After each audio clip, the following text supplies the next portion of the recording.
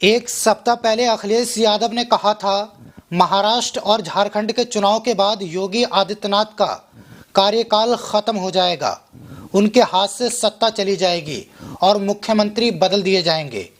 क्या ये कोई अफवाह थी या फिर सिर्फ ये खबर थी या इस बयान के पीछे कोई सच्चाई थी?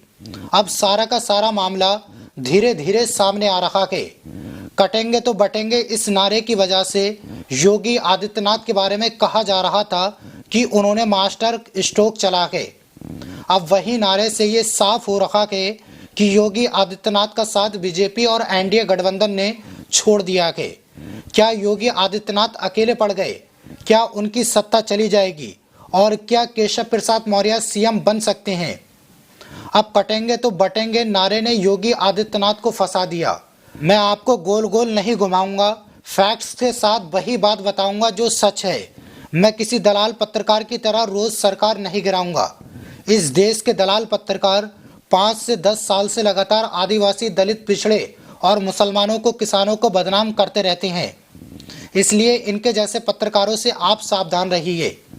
दरअसल अखिलेश यादव ने कहा था कि महाराष्ट्र और झारखंड चुनाव के बाद योगी आदित्यनाथ की छुट्टी हो जाएगी। 2024 में बीजेपी ने 400 पार का नारा दिया था कि इस बार 400 पार। प्रधानमंत्री लगातार कॉन्फिडेंस के साथ इस बात को बोल रहे थे, लेकिन प्रधानमंत्री को बड़ा झटका लगा। अखिलेश यादव ने पिछड़े, दलित, अल्पसंख्यक और मुस्लिम का नारा दिया। राहुल गांधी ने संविधान को हाथ में उठाकर उसे मुद्दा बनाया और उसके बाद बीजेपी 240 पर सिमट गई। लोकसभा चुनाव में नरेंद्र मोदी ने सबसे खराब प्रदर्शन किया और वहीं योगी आदित्यनाथ 2017 विधानसभा चुनाव जीते और 2022 में भी योगी सरकार बन गई। लेकिन 2024 के लोकसभा चुनाव में बीजेपी का सुपड़ा साफ हो गया और यूपी में लगभग 37 सीटें समाजवादी पार्टी ने जीत लीं और बीजेपी को टोटल 43 सीटों का नुकसान हो गया। उसके बाद हरियाणा चुनाव आया। उस वक्त बीजेपी पर नकेल कसी जा रही थी।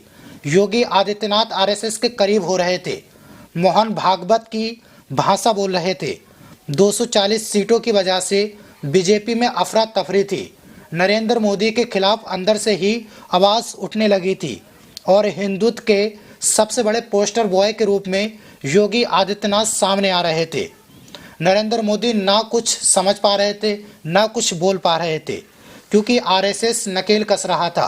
आरएसएस कह रहा था वसुंधरा राजे को या संजय जोशी को हम बीजेपी का अध्यक्ष बनाएंगे, या तो आप पार्टी चलाइए या फिर हमें सरकार चलाने दीजिए। योगी आदित्यनाथ भी डिप्रेशन में थे, जिसमें वो मोदी जी को नमस्कार का जवाब तक नहीं दे रहे थे। बीजेपी आला कमान को लग गया था कि अभी योगी से बैल लेना ठीक नहीं है।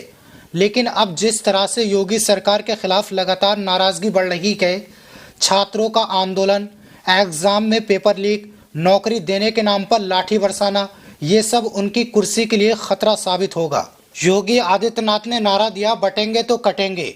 हरियाणा में ठीक चुनाव से पहले और उत्तर प्रदेश में बीजेपी के खराब प्रदर्शन के दौरान केशव प्रसाद मौर्य लगातार दिल्ली आ रहे थे। क्यास लगाया जा रहा था कि उनको मुख्यमंत्री बनाया जाएगा या फिर राष्ट्रीय अध्यक्ष।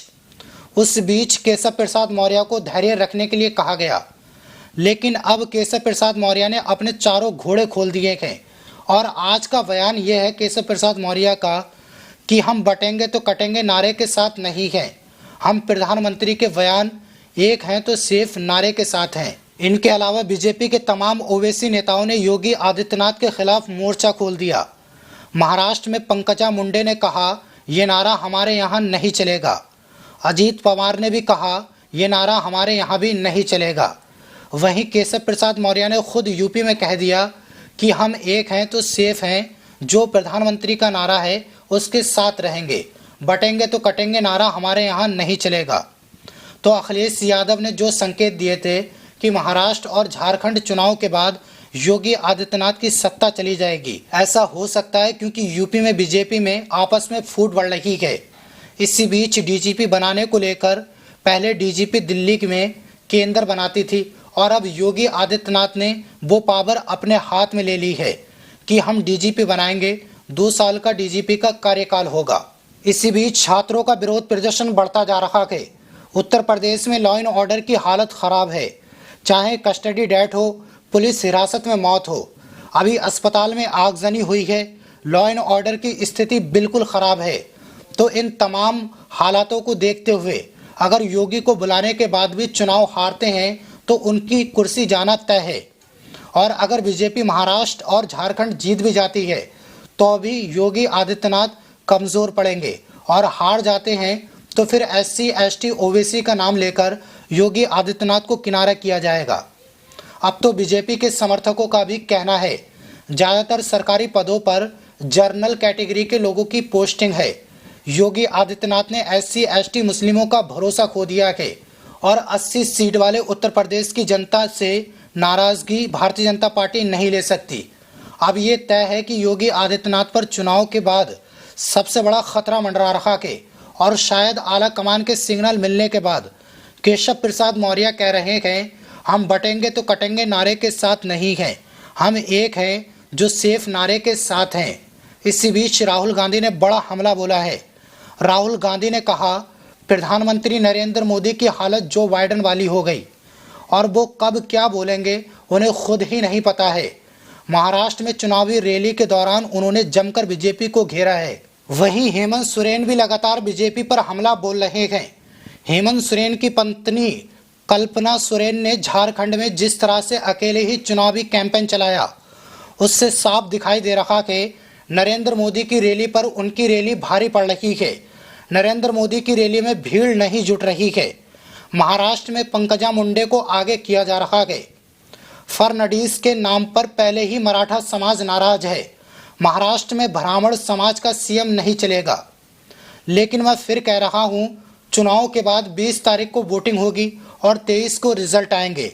उसके बाद राजनीति 90 डिग्री पर घूमेगी।